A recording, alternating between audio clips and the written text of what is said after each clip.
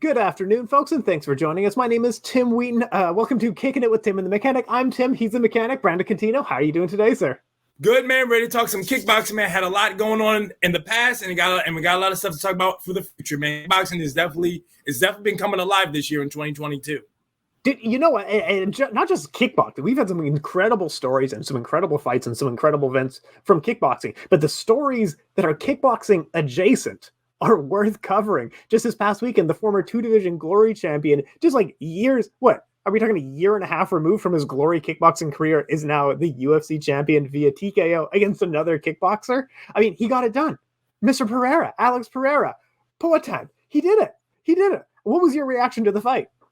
Oh man, well, so going into this fight, I had Izzy all day because he had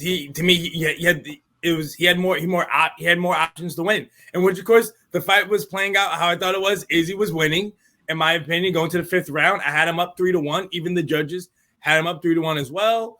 But man, he was playing a dangerous game because even during that fight, you see, he would get caught up in the cage, just kind of hang out there. And it was like, why are you letting this guy get so close to you, man? Keep him away, use your leg kicks, use your jab, and move around.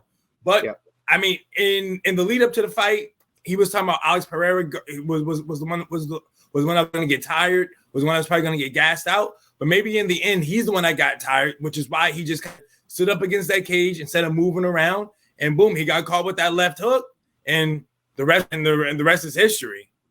It is insane to think of Israel Adesanya, of someone who has 75 kickboxing fights, half a dozen boxing fights, and 25 MMA fights, and he's been knocked out twice.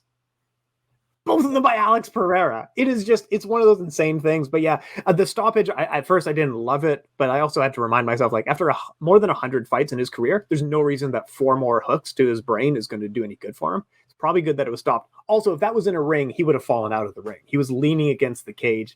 So I think the stoppage was okay. But Pereira. Go ahead. Actually, too, if that was in the ring, because the first time he got rocked, and then I think he tried to go off to the right, and he fell down. So would have counted him right then and there. But he had bounced back up to try to get away, and that's when he started taking more. That's when Mark Goddard stepped in. So I mean, if it was in the ring, he would have got at least a count.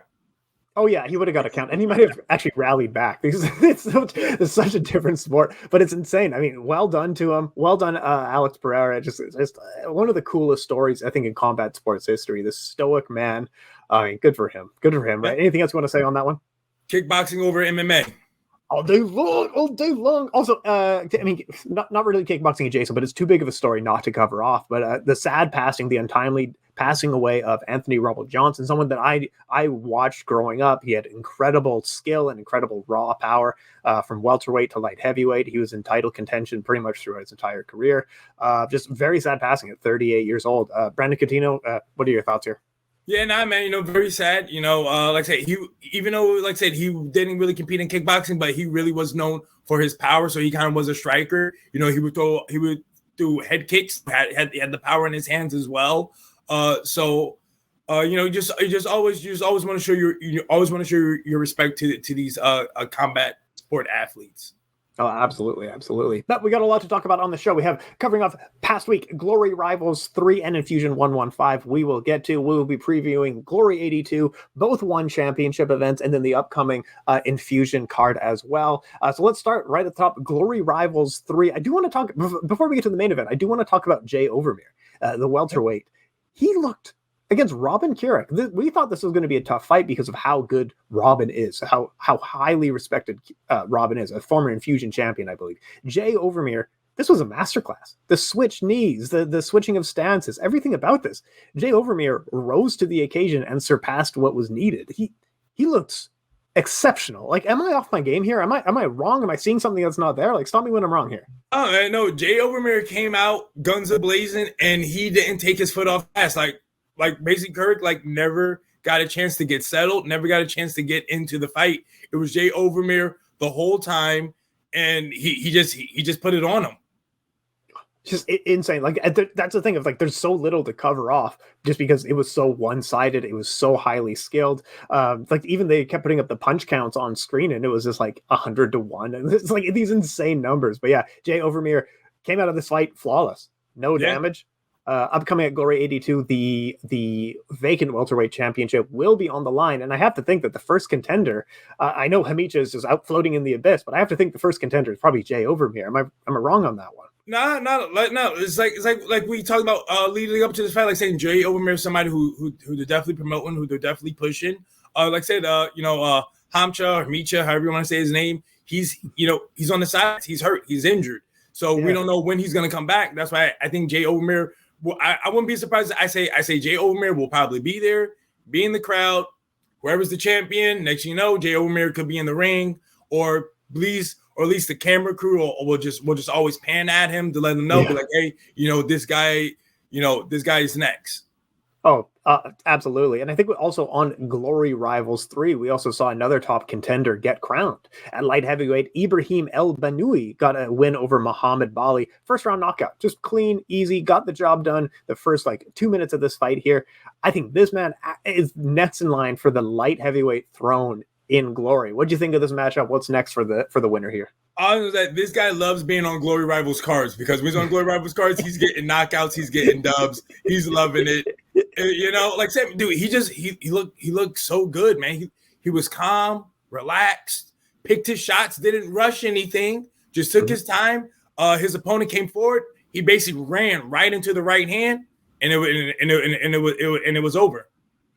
And that's all she wrote. That's it. Champion of the light heavyweight division is Sergey Masloboyev, former opponent of Alex Pereira as well. Luis Tavares is the next ranked man. He's out due to performance enhancing drugs. Yep. PEDs.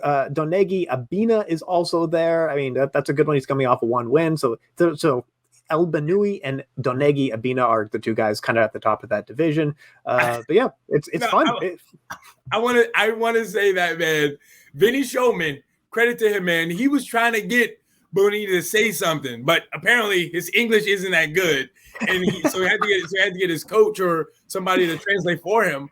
And basically, the whole time, Vinny Showman was like, "Oh, title shot, right? Title shot, right?" And the guy was just like, "It was like, oh, whoever is next." Like, he wouldn't say, "Yeah, I should be next." So it was like that was your opportunity, man. You get the mic, you got to do something with it, let the people know you're the next guy. But he wasn't taking it. You got to cut a promo when you're given the chance. I mean, he was headlining a Glory card. They're like, please call out the champion. And he's like, I probably don't know whoever. Yeah. I don't care. Exactly. He was just like, oh, whoever's next, I'll fight next. Wherever. I'm going to go home, take some time. When you're past the ball, you got to run with it. You got to pass. You got to get these breakaways in when you can. Use any sports metaphor you want there. I'm getting them all mixed up. Let's also talk about, while we're here, check out the Fighters First Shop. They bring the show together. They keep us here. All that good stuff. Links will be down below. Brandon Cuttino, tell the people more.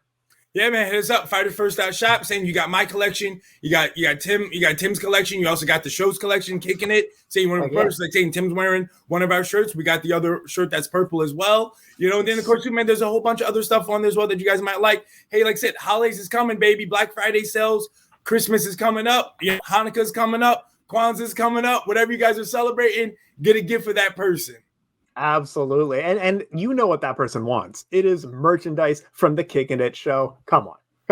We know what they want. Also, Tariq Cookie Azaro got obvious win. We know how good he is. We expected him to be this good, right? He got a nice knockout win. Nordine Ben Mo is back in the win column as well. Any thoughts for these gentlemen? Yeah, no, I mean, I just want to say, man, good to see Nordine Ben Mo back in the win column. Can't wait to see what's next for him. And then, dude, man, dude, Cookie, man, like, I mean, dude, we all knew what was up. And when we saw his opponent, it was like, okay, this is the bounce back victory right here. But hey, man, he still went out there. He did what he had to do. Got the finish, and let's see what's next for him. Because, like I said, again, man, like to me, man, they are really trying to promote their heavyweight division. Like they're trying to get as many contenders, many fresh faces, new faces out there. Keep these guys busy so people can see who they are. And that way, I guess they can give more challengers for Rico instead of the same old Jamal bin Sadiq, Jafar Wilness, all this stuff like that. Like they're trying to get the new blood in there. I think one thing that Glory might be fearing is that their heavyweight division is their display division, is the marquee division of their entire organization. They're looking at Rico, Alistair, Badr might be retiring within the next 2 years of each other. So they're looking at like, we got to start investing now. We're way behind the curve. We got to start building up some of these guys so we can keep this division kind of going here. But yeah, they're definitely putting some good heavyweight fights together here. About Tariq's opponent, I mean, I don't want to be rude, but he's a promising. He has the body of like a good Ikebono. Of like if Ikebono got in shape, kind of thing. If he trimmed down a little bit back in the day, he's good. He's a promising sumo wrestler. But at the same time, he also is a good kickboxer. He's legitimately a good kickboxer. But yeah. Let's move on to Glory 82. One of the big ones. Oh, sorry. No. I mean, also too on there, man. You got to go just on the prelims of the Enfusion 114. You can't forget about Muhammad. Of course. Tuchasi, right? That's what we say. Yes. Tuchasi. Yes. Hey, man, dude, go out there, man. Did his thing again. Another dub, another KO. Say, man, anytime this guy's in the ring on the screen, you gotta watch, man. He's must-watch TV. Like I said, to me, like we talked about, Badr Hari, maybe he's thinking about, stepping away. Who's gonna pick up that Moroccan flag for them? This is a guy right here, man. He is really putting in work, getting finishes. He's packing houses. He's definitely somebody who you definitely want to check out. Oh, yeah. If you have a Moroccan flag next to your name and you're a kickboxer, now's the time to really start accelerating on this push because you need to pick up all these Badr Hari fans that might be leaving the industry. Muhammad Tuchasi, super promising, super good. Probably going to be cracking into a title shot 2023, 2024. Yep. And then just one more person, too, as well, who was also on the prelim, other Moroccan. We talked about him before, man. Mohamed Simsak, again on there, getting another finish. Like I said, these are two guys right here, man. Like I remember earlier when I first started watching Enfusion, you had Muhammad Jarrah, you had Elias Blade. Those two guys were the guys coming up. Moroccan Magic. That's what Vinny Sherman was always saying about them. But now to me, like now, those guys have kind of moved on. Like Elias Blade's doing his thing in MMA now. Muhammad Jarrah is in Glory. But your two guys in Enfusion right now, you got Tuchasi, now you got Simsak, both Moroccan Magic out here on the card, getting knockouts, packing the house. This to me is your two future Moroccan stars right here. Just keep on getting them out there. Hopefully, they keep doing their part, getting those finishes, getting those exciting fights, and the people will definitely follow. Oh yeah, absolutely. I keep getting the fights, keep promoting them. I'm happy to see Badr Hari is keeping active. He says he's opening a series of different gyms all across Morocco. So he's continuing to invest in the kickboxing culture in Morocco. So which is a great thing to see. There's just a handful of countries that are doing really good kickboxing, and Morocco is definitely one of them. And we got to keep those fans coming in. It's a great thing. Let's move. Glory 82. You into it? Yeah, we can talk about it. Yeah, let's get to it.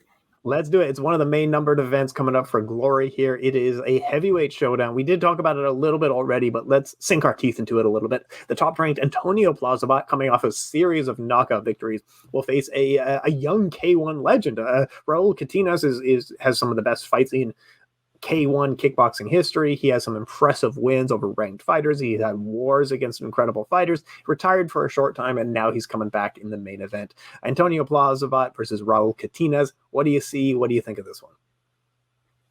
I mean, to me, I feel like they're just trying to keep Plazabot busy, and why not? There's a good fight for him. I love the interaction between those two, especially when they did that crossfire thing. Man, like, and Antonio Plazabot was just like, yo, I don't care who you fought, yeah, whatever, whoever. I'm not that person. I'm putting you out. I'm knocking you out. It's gonna be a good fight. I mean, I'm leaning towards Plazabot. I think he will get the finish. I think he will get the stoppage. And he will keep on solidifying himself as the number one contender after Alistair Overeem, of course, gets his title shot. Yeah, the thing is with Raul Catinas, he is in promos. He does seem to have kind of the same talking points of like, I went to war against Mighty Mo. I was the youngest man to ever fight in K1. I defeated Stefan Lecko in his prime. And like, those are great things. Those are really cool. That was 20 years ago. That's really cool. Yep. But yeah, you can see Plazabot. Plazabot's funny. Plazabot is so charming. And I'm really happy that Glory pushes him so hard on Instagram and things like this and just give him these platforms because he's genuinely really funny, isn't he? Yeah. I mean, also it helps to me, it helps that he speak English too. So, which is why I think they hopefully some as a, like he could be that person in North America flag, get them really maybe bumping over here too, we shall see, plus like say, he's rocking because also like they're trying to build him as, their next Croatian star, like Miko Krokop, so we shall see what happens. Like I say, the guy's a lot. Like, I mean, the guy's from Croatia, but he speaks English.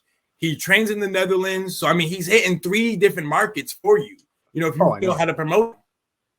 Oh yeah, absolutely. And like, I feel like he's so, like you said, he's got all those things going for him, the countries, he's speaking English well. Also, if you show his highlight reel and say this is a K1, one of the Grand Prix champions from, I think, 2017, like, this guy, it's such a slam dunk promotion. Like, I know he's probably going to be fighting Rico. Probably, like, it's very hard to figure out what's going on with the top of the division because Overeem's in the way and stuff like that. But you have to imagine that he's going to be fighting Rico at the end of 2023, early 2024. I feel like he's one of the best fighters that they can promote because I think he also gives Rico a tough fight. Yeah. And I would hope that it wouldn't be that long. Like I said, my head, I'm thinking maybe Glory comes back in February with the Rico Overeem fight. And then Plazabot maybe get in there, hopefully maybe come June or something like that. Because to me, man, Plazabot's the guy that, like, he wants to stay busy. I think Rico's the same way. Like, to me, that's why they're having such trouble with the heavyweight division, because Rico always wanted to stay busy. Like, Rico was fighting, like, at least before, it used to be like 3 times a year, sometimes 4 times a year. And then he was just kind of lapping the division. That's when they were like, hey, all right, let's slow it down. Let's maybe have you fight like 2 times a year. Somebody here, then maybe we'll try to reach out to somebody like Antonio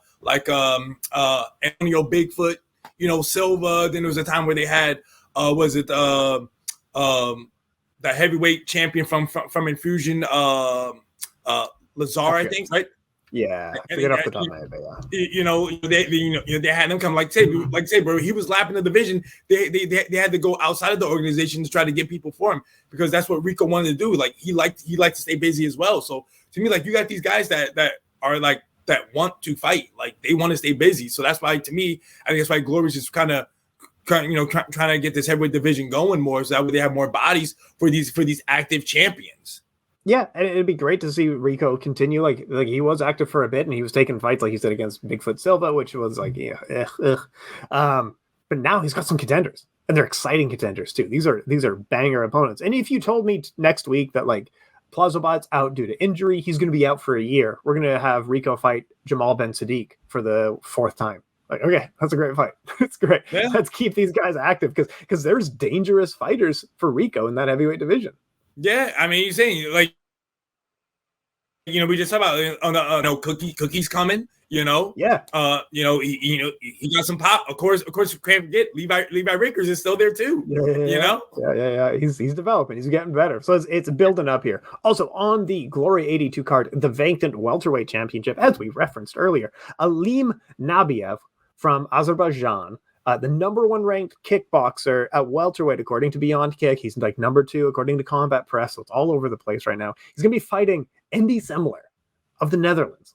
This is such a great fight. I love this fight so much. Andy Semler is one of those, like, promise guys. He has a win over Superbond from years ago. He's way up at welterweight now. He was an Enfusion champion. Andy Semler is such a good fighter. And Aleem Nabiev, like, tons of wins and titles. He's been a title champion in every organization he's competed in, including his amateur career. He's got hundreds of wins to his name. This is such a good one here. What do you see in this one? What do you make of it? I got some bad news for Nabiev. Andy Semler is going to get the job done, man. I mean, to me, he has the power. I think I think he's going to walk Nabiev down. I mean, Nabiev usually is known for his movement, but then there was a couple times where it is that he tried to change his style and he tried to come forward. And what happened when he went forward against Cedric Doumbé? He got put to sleep. And I just see the same thing happening here in this fight, where he can try to come forward and he's going to get put down. Andy Semler has the power, man. Bad news over here. Man, yeah, Andy Semler is such a cool guy. He's so relaxed. He's like, and his only losses to like when Typhoon Oshkan, who's still just like right in that division. He's still right in the conversation at all time. Nabiev, and same with Nabiev. Like, no shame in any of his losses to Cedric or Gregorian. No shame in any of those losses. Those are fine losses to have. But this is, like you said, I do agree. If we're doing predictions, I do agree that I think Andy Semler walks away. I think he's better wins, better losses, better experience all around. Just, I don't know what else to say for him. Right now, he is in the prime of his career, and for me, he's at the top of that welterweight division. But them meeting now, what a classic! This is a great fight right here. This is a really good welterweight showdown, right? Yeah. Yeah, absolutely. We also have, what else do you see on the Glory 82 event that you want to break down, that you want to, Serkan Özkuglayan is back. Other than that, I don't see a ton that I really want to break down, but what do you see on that is coming back, man. Jafar Woods, making a return. Like I said, you've seen him in the corners of people in Glory. So now he's making his return. He's coming back. Let's see what happens. Like I said, man, they still need bodies at heavyweight division. He has a name. The man's still talented as well. I don't think he's done by all means. But let's just see what happens in this fight. True. And then of course, like I said, the Sousa versus Serkan. Yeah, Serkan. It should be a good fight. Serkan, wants to bounce back. He wants to put his name in there. For the middleweight title. I'm sure. To me, man, I probably say the winner of this could be not next, but next. I know what you're saying. I know what you're saying with next. Yes, absolutely. This is a tough fight. De Sousa's quite good. I know he's coming in ranked 10 and all that stuff, but Jiri De Sousa, he's no joke. This is a dangerous fight for him. Yeah, because what Sousa just just came off the title fight, but it was his first fight in Glory. In the field, new atmosphere, new everything like that. So hey, man, he's kind of got those butterflies out the way. Second fight in, let's see, like say, I think he's a former champion from Portugal as well. So like say, this isn't going to be a pushover. So you just guys see what happens. Oh yeah, absolutely. Middleweight division ruled by Donovan Weiss. Cesar Almeida's coming off the win against Serkan. He's number 1 right now, and if Serkan gets one win, in all honesty, it helps that Glory likes this guy so much and likes that he's Moroccan and he has a fun, exciting style. He's a banger. He's a brawler. He's one win away from getting a title shot. In all honesty, he's one of the golden guys that Glory really likes, right?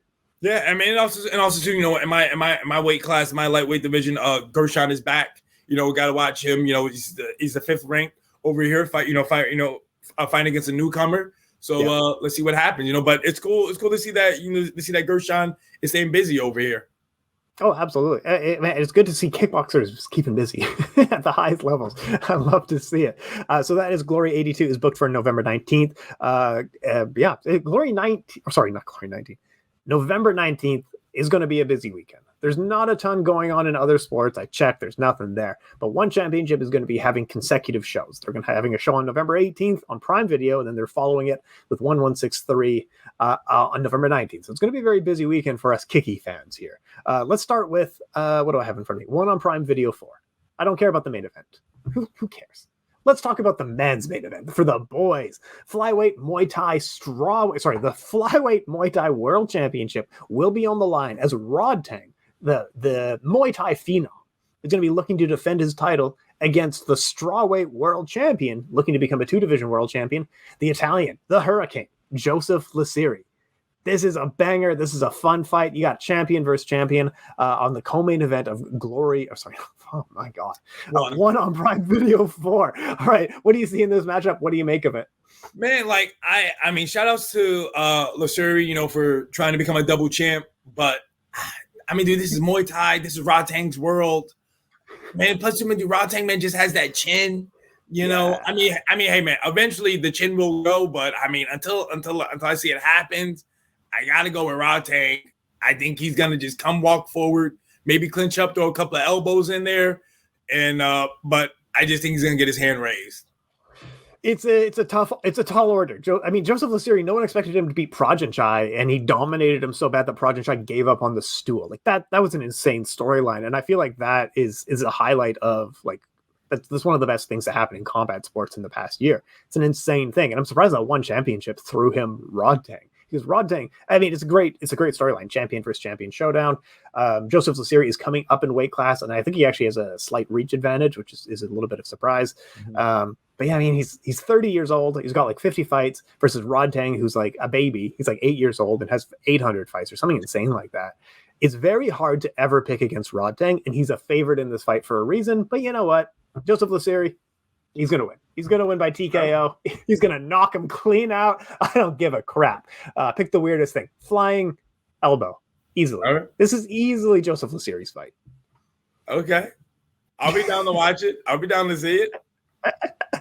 We also have welterweight Muay Thai. Cosmo Alexander, he's done. I mean, he's off the shelf. He's done with his little vacation that one forced him to have. He's going to be fighting Juan Cervantes from the United Kingdom. I mean, finally, Cosmo Alexander, he kept asking for a fight, but he wasn't booked. He beat up their golden boy.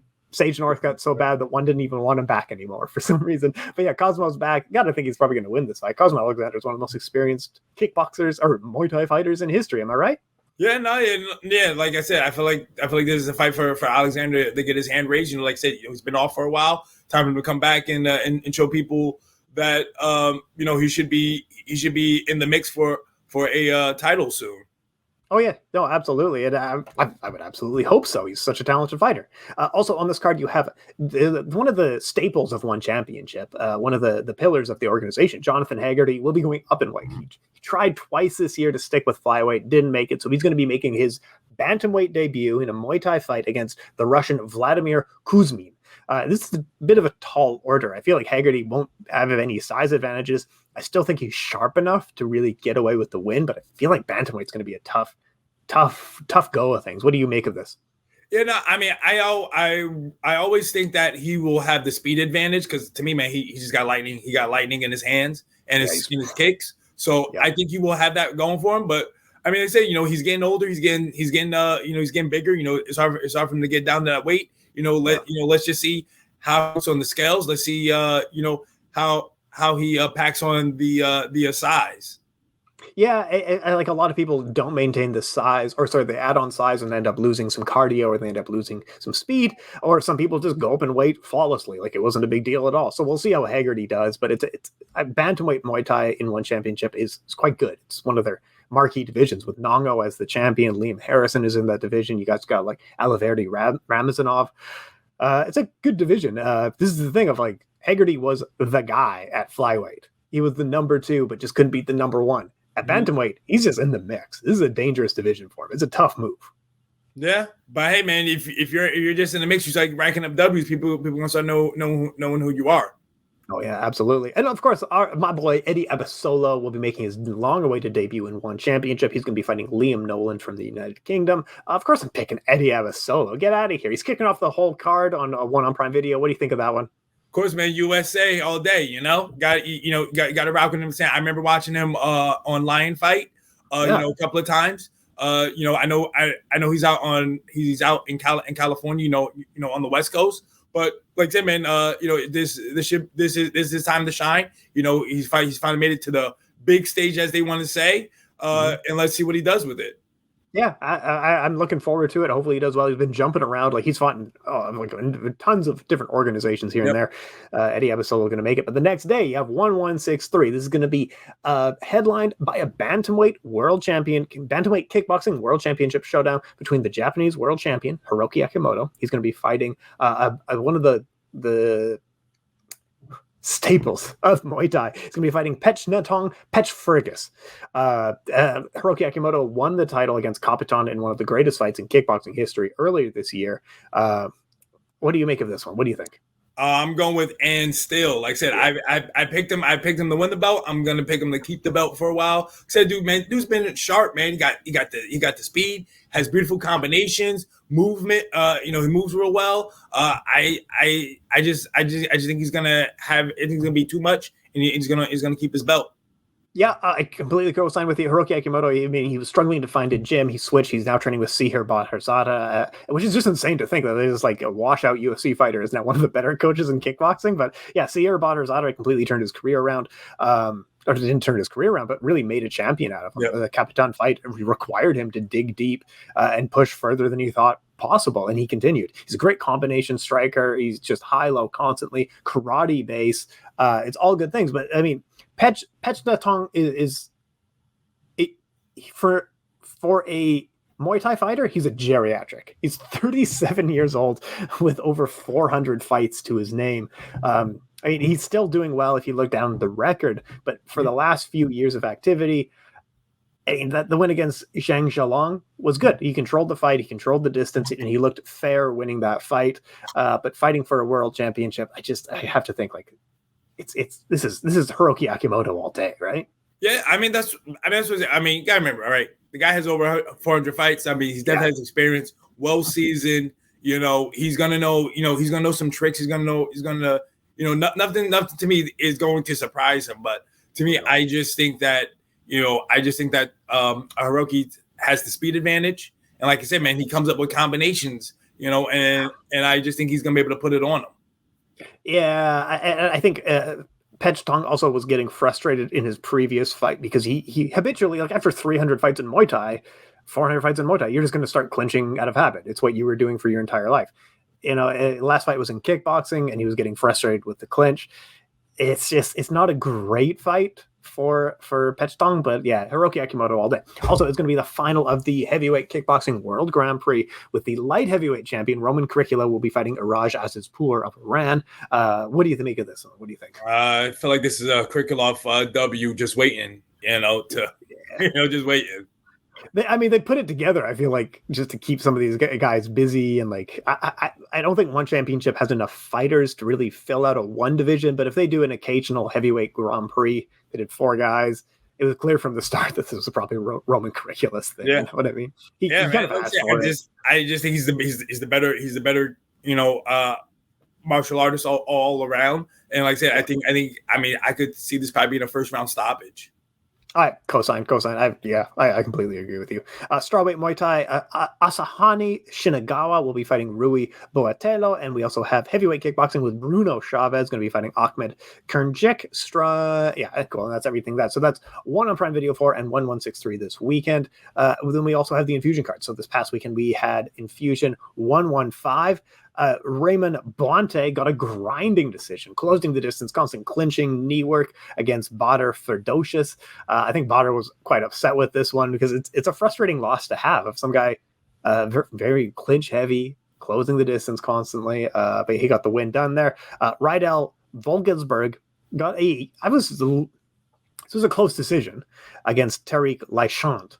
But yeah, Tariq I thought was handling himself fine. He was controlling the center. He was throwing in combination. But yeah, Rydell was just landing heavier shots. He was landing knees. He was landing overhands and that sort of stuff. The fight that you were looking at was the Machine. Marvin Montero got away with a win in the second round TKO. This is one of the guys that you said keep an eye on, right? Yeah, because we talk about Enfusion welterweight division, Glory welterweight division. To me, man, the welterweight division is on the come up, and this is somebody who I can see challenging for the title. Him versus Tachasi could be happening soon. And then maybe the winner of that then could go to Glory or vice versa, or they could just go there either. Because that's kind of when I say what happened with Currick, because I think it was what Currick or Surik versus Tachasi happened. Tachasi won. But Surik is the one who's now in Glory, and Tachasi's still hanging out in Enfusion. But it is what it is, I guess. No, I know what you're saying, but yeah, hopefully they get them together a little bit because we just want to see the best fight the best. I mean, I know I'm greedy. I get that. But also, so going into this weekend, that was Enfusion 115. Going into this weekend, we have Enfusion 116, and there's some extremely interesting and fun fights I like on this card a lot. Sorel De Jong will be continuing her win streak. Looking to continue her win streak against an Italian debuting fighter, Vittoria De Moro. But Sorel De Jong is one of the locks. She's one of the great fighters currently competing in Enfusion. Sorel De Jong is going to win this, right? Yeah, that's what I say. I'm saying this for the bantamweight world title. She's the champ. I want to say she's defending her belt. I think or is it vacant? Because I remember I want to say she was the champion, but I know she had went away for a while. So I don't know. I can't remember if the belt became vacant or not. She had 2 defenses. That's all I know. Whether she's currently reigning or formerly, I don't know. But she never lost the title in the ring, if that's fair to say. Yeah. So, but I think she's gonna get the job done, man. I feel like because her last fight was a masterclass where she just dominated the whole all 3 rounds. So I see the same thing happening here. If it even goes that long, I could maybe see a finish in the second round. So I am getting confirmation, looking it up here, that this will be for the bantamweight title. Sorel De Jong will be fighting again in December of this year in Enfusion in a non-title fight. So she's got 2 fights booked, one in November, one in December. One of them will be for the title. The one this weekend will have the championship on the line. But I agree with you. This is a stoppage win for Sorel. This is a great win. You also have maybe greatest, you could say arguably the greatest female kickboxer in history. I mean, if you want to argue with it, that's fine, but she's at least in the conversation. Jarina Barrs is going to be fighting on this one against a debuting fighter from Sweden. What do you make of this one? What do you think? I believe this is her 10th title defense. I think she's gonna get. I think it's Jarina Barrs all day, man. Like, dude, like she only has one loss on her record, which of course that one loss is debatable. Judging in one. Hey, sorry, people talk about it. And she wanted that rematch, and they never gave it to her. I wonder why. But here she is back in Enfusion. There's her second. I think this is her second fight with since being back in Enfusion. Again, man, the girl just trains hard. I think she just had a boxing fight. I think a month ago. To kind of stay busy. I know it went to a draw, but hey, at least she's working on her craft, getting her hands better. Because usually to me, Jarina Barrs was kind of known for her kicks. Her front kicks, her round kicks. But hey, man, she's trying to add her hands to the mix, man. She's gonna be even more dangerous than what she was before. So I just see her getting the job done, pieced up, probably wins on points, and still, yeah, absolutely. This is for the featherweight crown. Jarina Barrs walks away with a victory. Yeah, I was gonna say with Jarina Barrs, like I feel like with her, like to me, I probably would, maybe because I'm biased. I don't know. I probably would put her as the best, but I think she doesn't get the love because of her weight division. Just like over in like MMA with Chris Cyborg. I think Cyborg's the best, but I think because of her weight class, she doesn't get the love. While most people would probably want to say Anissa Meskin, Tiffany Van Soos, because they're in that class where all the well-known names are there, while Jarina Barrs fighting bigger girls, and it's like, well, who is this person? This is this person making their debut. I don't know who they really are. While Meskin, Van Soos, they're fighting people whose names we know. And we're like, oh, okay, they're getting that working. But to me, you just watch Jarina Barrs, man, dude, the way how she moves, she just completely dominates. And saying you look at her record, saying she only has one L, which really shouldn't be one L, but everybody else, like Tiffany Van Soos has like 3 losses, 4 losses, something like that. Anissa Meskin, I think, has 2 losses, something like that on her record.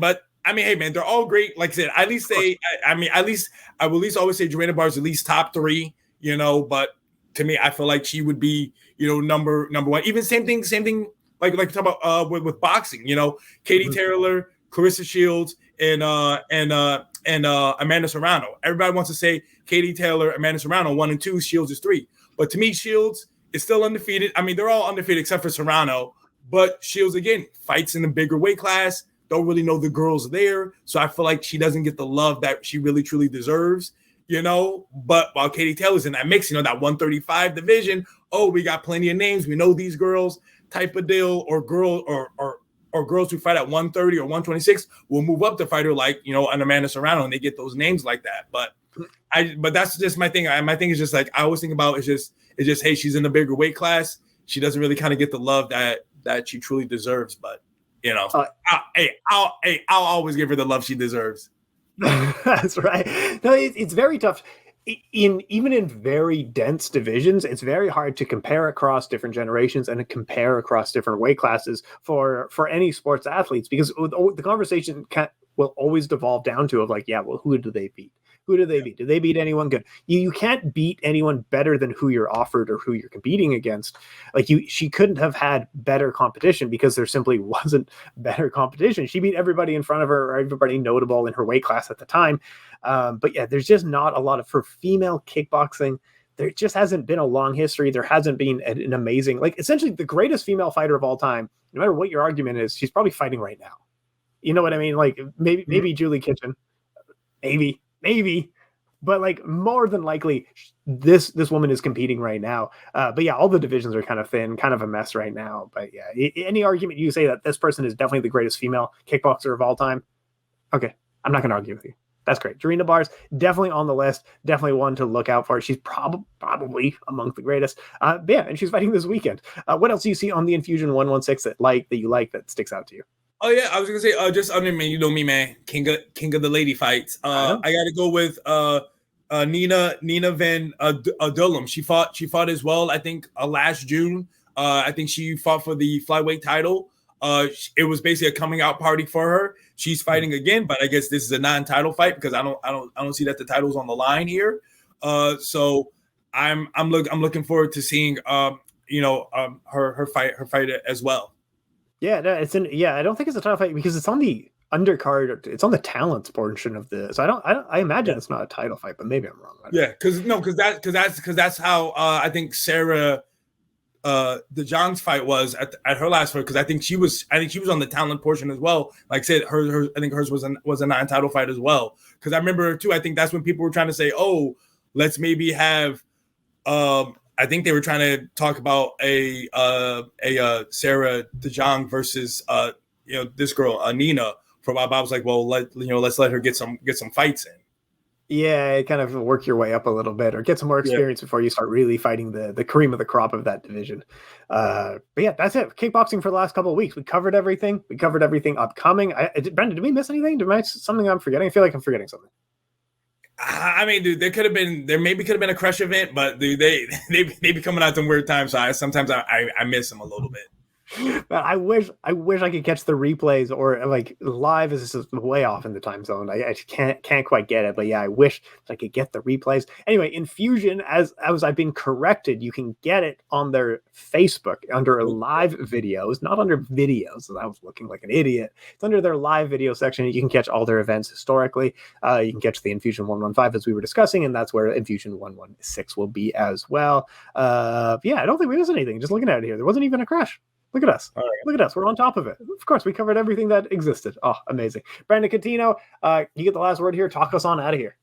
Yeah, guys, hey, just remember, man, keep sharing the videos, like, subscribe, let your people know about the best kickboxing show out there. All right? Let them know about us and spread the word. Like I said, man, let's just keep going on about the kickboxing world, so we keep growing it. And also, too, like I said, let us know if there's a show, there's a promotion that you think that maybe we should look into, that maybe we should give some coverage to, like maybe a King of Kings here and maybe we might do that. Just let us know. We want to hear from you guys. Like I said, this is a big kickboxing community. Let us know what you want us to look at. If you want us to maybe look at a little bit more Muay Thai fights, let us know. All right. We kind of just look at what it is that we're into.